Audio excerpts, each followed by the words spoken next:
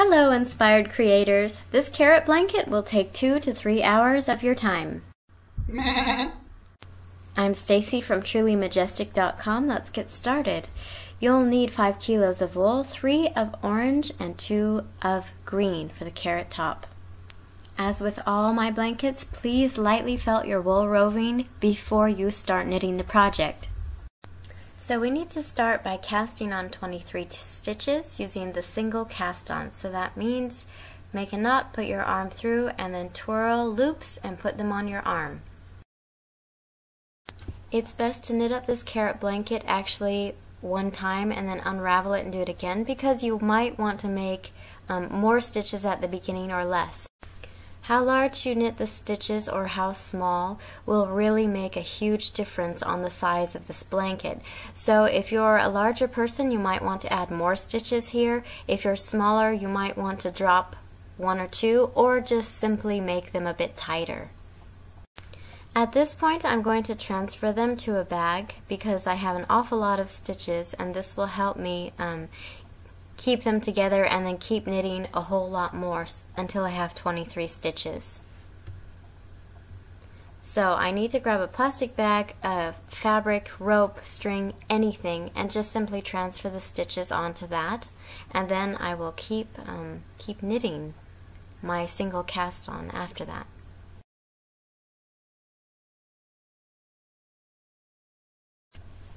I want to keep at least 1 stitch on my arm or 2 stitches just to keep the flow of things as I'm putting the stitches on. So however this works best for you.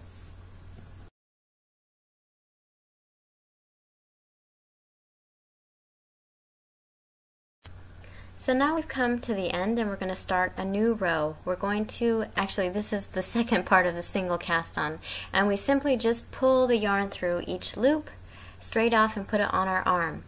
Pull it through the loop and put it on our arm all the way across to the other side. And then after this second half of the single cast on, we'll get on into our knit stitches and into the main pattern of the body of the carrot blanket.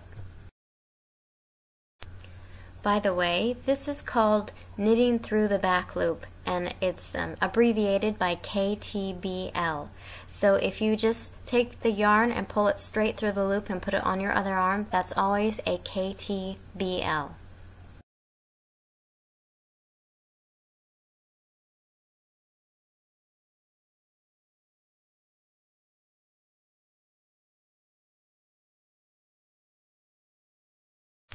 At this point I need to gather up the extra stitches I had on the bag, and as you can see I tied them together to keep them in place. So I need to pop them on my other arm, and this is a little bit tedious work to do, but if you just nicely smooth out the stitches that has a big gap here, just pull it into the other stitches, it'll disappear and you just won't even be able to see the gap at all. For the sake of time, we'll just speed things up here and get right to the end, and then we'll carry on. So you just KTBL until the end of the row.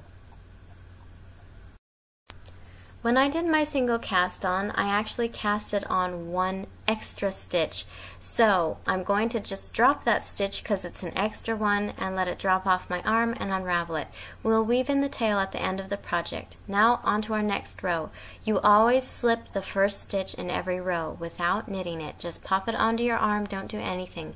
Now a knit stitch is done by putting the yarn from the back of the loop to the front of the loop. This is the knit stitch. So we need to do a knit stitch through the whole entire length of this row. And when you're putting it on your arm, you should always put your arm through the back of the loop to the front of the loop. So the yarn goes from back to front, and your hand also goes from the back of the loop to the front. And that is a knit stitch.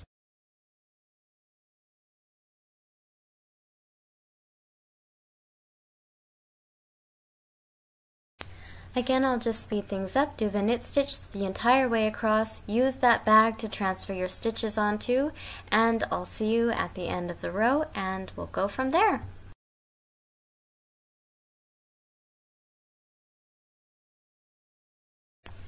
The last stitch in every row is always a KTBL, so you just grab the yarn and pull it straight off like we did with the single cast on, and leave it on your other arm to begin the next row. That's a slip stitch.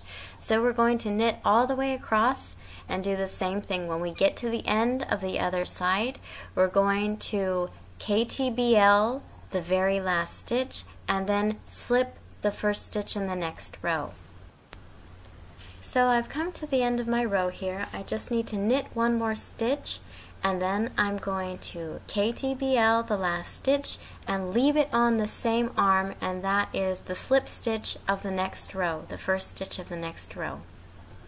Now we want our blanket getting smaller, so we're going to knit 2 together. We do that by pulling 2 stitches off our arm and knitting through the back of them. You need to make sure the first stitch, not the second stitch, is in the front. See, it'll change the way the blanket looks a bit if you have the second stitch in the front. So you want the very first stitch that you're coming to be in the front of those 2 stitches you're going to knit through, and that is knitting 2 together. Now we're coming to the end. On the opposite side, we're going to SSK, which means slip, slip, knit. And this means you take the second stitch that you slipped off your arm and put it in the front facing you. So I'm not going to be having the first stitch facing me, I'm having the second stitch facing me.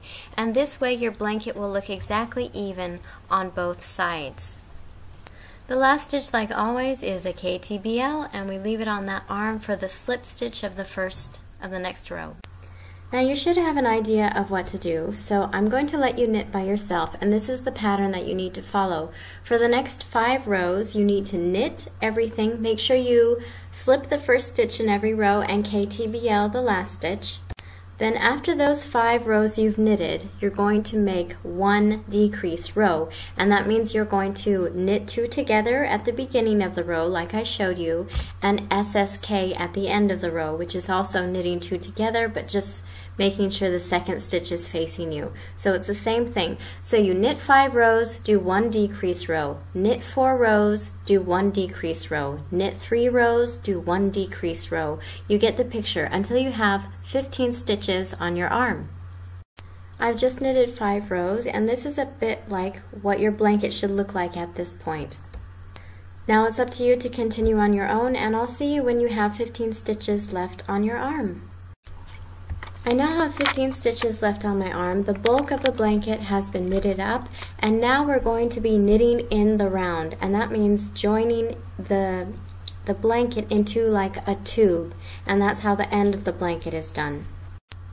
Now to knit this in the round, I need to take all the stitches off my arm carefully so you don't pull the stitches out. They need to stay intact but be off your arm, and then we're going to join the sides together and begin knitting everything in the round.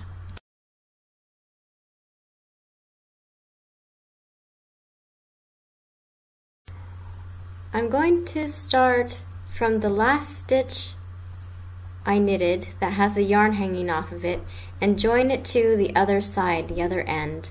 So this is one end and I have the other end with the yarn attached. So I'll just take the attached yarn and loop it through the other end, and now they are joined. Everything is joined together.